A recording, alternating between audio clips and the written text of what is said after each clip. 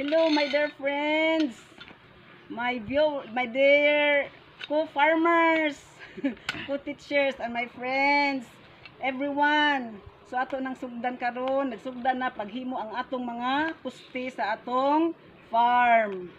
Atong kuan, atong diridia sa ubo sa atong pajag. Sige na ta dirighimo karon. Ana nagsugod na oh.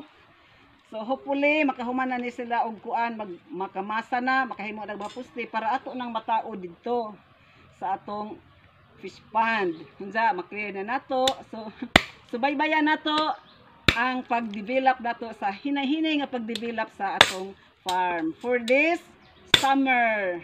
Ang 1 month nga summer sa teachers atong sulit-suliton. So may God bless us and this project na successful.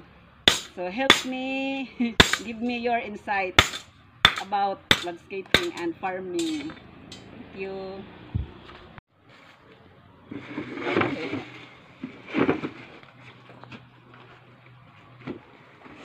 Igo na rin nakadaghan na dong no.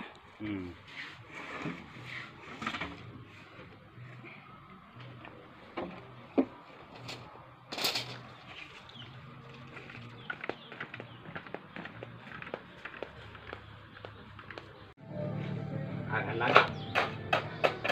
Ito man.